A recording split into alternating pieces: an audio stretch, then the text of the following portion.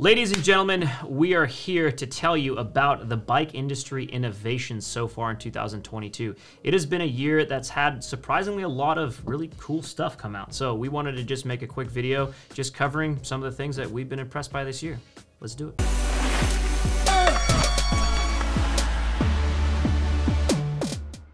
To start out is a brand that we've been selling for quite some time that's pretty iconic in the bike industry, Park Tool. So Park Tool has introduced a tool called the NFT1. The idea behind this tool is basically something that is compatible with absolutely everything you can throw at it and be, I think they have some pretty bold claims. What is it, the first tool you reach for? And the last one you'll need. And the last one you'll need. So yeah, pretty cool idea. A lot of the stuff on there, you know, again, like it's just all about compatibility with the various things you're gonna need to do on your bike and the most common stuff. It's crazy because this might cannibalize a lot of the sales of the other products that Park Tool sells. Yeah, I mean, it truly will revolutionize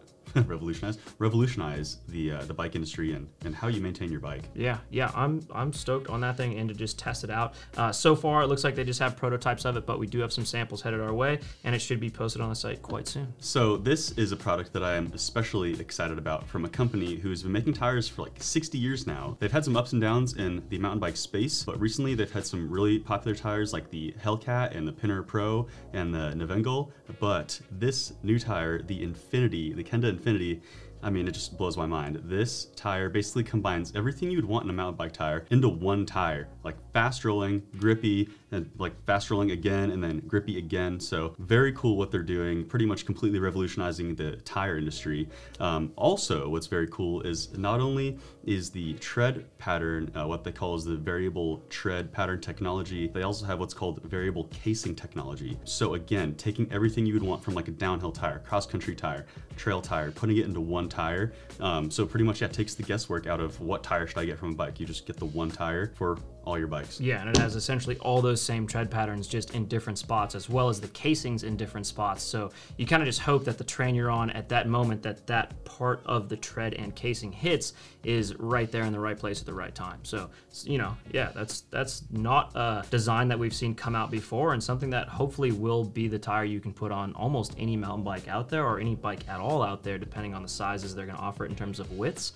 And yeah, could be the end all be all. It's like a one quiver tire. We have a lot of one quiver bike talk, but exactly. One quiver tire is not something that anyone's really tried to, you know, tackle yet. But Kenda's going for it with the Infinity tire. Yeah, absolutely. Super stoked about that one. So look out for some of those out on your local trails. Definitely. So up next, you know, I'm a big night rider. So is Jeff. We both love to ride at night, and I think this product actually, in particular, is just going to change the game. I mean, for riding at night. I mean, tell them what we got. Yeah, so this is from Raceface, which when you hear Raceface, you think of high-end premium mountain bike components, not necessarily lights. However, they've introduced a light, and they've come into this game swinging, sort of a new category for them, 9,000 lumen light bar. So this is essentially might be the brightest light setup that you can get for your mountain bike right now, which is really solving the problem of when you're riding at night and you need just as much light as possible so you can get every bit of the terrain. And the rougher the terrain you're gonna ride, the more you're gonna need more lumens on your bike, and 9,000, they're just coming and swinging with that, which is pretty crazy.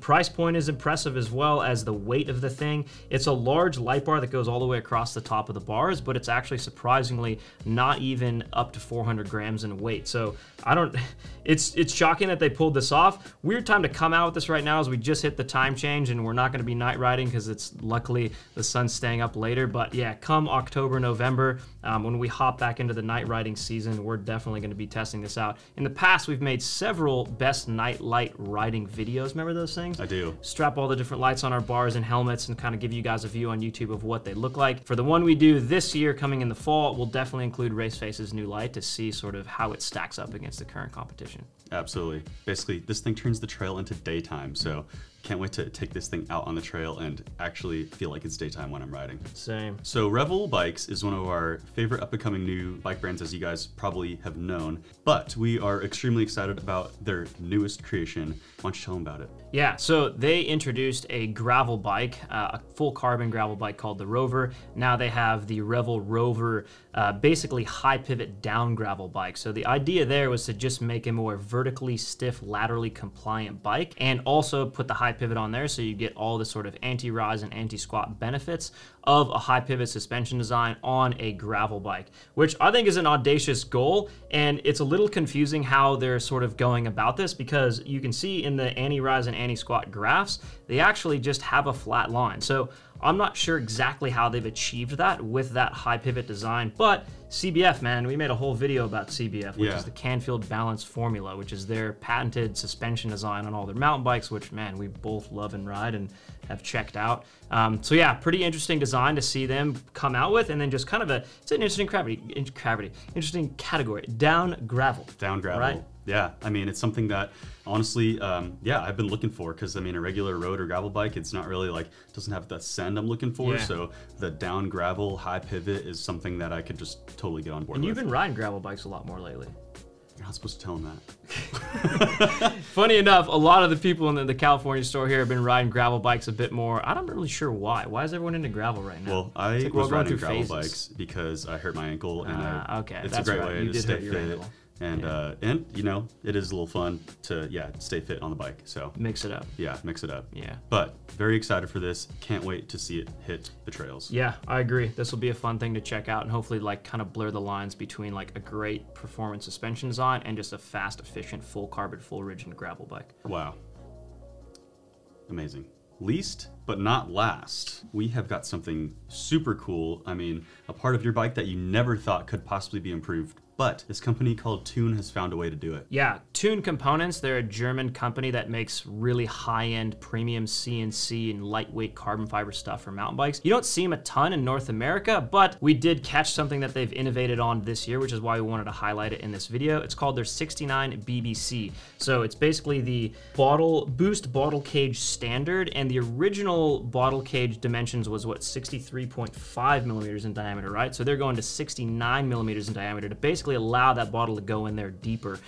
It's kind of funny because that's one of those things. So the 63.5 millimeter standard has been around since we all used to ride QR quick release axles on our hubs. So to see a company that makes hubs kind of realize, like, why haven't we innovated a boost standard for a bottle cage, and then basically coming out with it and being like, boom, we're gonna invent the 69 BBC, and there you go. Bottle sits in there deeper, more secure bottle placement, and I'm just impressed with that. And it'll be curious to see if this hits sort of the North American market, right? Because Thun is predominantly a German and European company, so we'll see if they can make headway with this bottle cage standard in the US. But I'm, you know, as much as people kind of complain, oh, boost this, boost that, it's another annoying new standard, basically all those standards that are boost have come out because there's an actual genuine improvement, and I think there is here in just those additional millimeters that they went from 63.5 to 69, and the depth that you can actually slide your bottle in, I think is going to actually help. I mean, I've lost a bottle. Have you lost a bottle? Unfortunately, I have lost a bottle. Yeah, it happens. So hopefully the 69 BBC will be a solution to that, and another bike industry innovation in 2022 thus far. That's right. But not only that, it is 15 grams, which That's Jeff crazy. will be happy to know, because he's I'm a weight weenie, and Thun is weenie as well. Thun has been notorious. That's how I knew about Thun, because I remember researching crazy lightweight components as a kid, and these guys having the utmost just precision stuff that was unbelievably lightweight for that sort of XC weight weenie sort of category of rider out there, which somehow is in my German blood. Deep down, it's in my German blood, and I like having a lightweight bike, even though apparently no one cares. Do you care much about weight? Yeah, I do. But sometimes. It depends on the bike. Yeah, a little bit. Yeah. From the guy who just put what did you have on your Ranger? You have like your light trail bike with a 36 on it and a Float X. And a push, yeah. You don't care about weight. It's not like I care about weight. Not like Jeff cares about weight. Yeah. Oh, man. Well, not to some extent. Depends on the bike. Depends on the bike. But yeah, I mean, that's some pretty cool stuff for the bike industry. There's actually one last innovation we wanted to mention before we cover this, and it has nothing to do with the bike industry, but does have something to do that's near and dear to Jared's heart, which is smoking meats. That's right. Well, you know, Traeger, I absolutely love my Traeger, and I love smoking meats. Yeah, someone asked me, do I smoke meat? Smoking meat. Smoking these meats. Smoking meats earlier in the day. Smoking these meats, just set the charcoal up and you set the wood chips up, and then smoking meats, grilling meats, good smoky flavor. Traeger is like literally the smoker that you put the meat in. I'm not a meat smoker. Don't be offended. A pellet grill, so you know you load your pellets in there, grill. Automatically feeds them, you know, into the grill and smokes your meat. And they did come out with a 420 friendly pellet, which I was really excited about. So The Traeger, you know, they're out of stock at the moment, so it's tough to get your hands on, but I was super excited about that, and it will actually impart a lot of really good flavor into your meat, whatever you're cooking. So 420 friendly, is it like a flavored pellet? Yeah, they're weed pellets, Traeger weed pellets, so you just put essentially it it's still a pellet like a normal wood pellet would be and cooks the same, but the idea is to just kind of get that aroma and that buzz you're going for. Yeah, and you could just, if you're into it, you can just hang out by the smoker and, you know, and you'll be hanging out for a while, but you know, it's pretty legit, as I like to say. I mean, of all of the innovations we've discussed in this video thus far, I think that that would have actually sold like to the tune of $1 million in revenue. I know. I mean, you would think, and that's probably the reason why it's out of stock. Yeah, like the rest of the stuff we mentioned is pretty much garbage, but the weed pellets, like, yeah. Pretty sick. Impressive. Yeah. But if you've made it this far in the video, we genuinely appreciate your participation and your viewership. And your strange sense of humor. We would like to reward you. Just look at the stuff on screen. We're giving you a fat discount code, which will work on the Kettle collection and the Trail One collection on the Worldwide Cyclery website. So you get a nice big discount for enjoying this ridiculous, what we call this, a British humor video? Yeah, it's dry humor. It's dry humor. If you get it, you get it. You know. If you get it, you get it. And if you didn't, you're not watching this. No. Because you didn't make it this far. If you made it this far, we thank you. Regardless, if you made it this far, please share this with a mountain bike friend of yours and be like, yo, dude, this is a super good summary of some really good innovations that's come out this year in the mountain bike scene that you should be aware of. And then just see if they fall for it. Because probably a lot of novice bikers, they're going to go for this. That's right. But with that said, that's right. That's all. We love you. See you later. And we'll see you in the next one. Cheerio. Ciao, mates.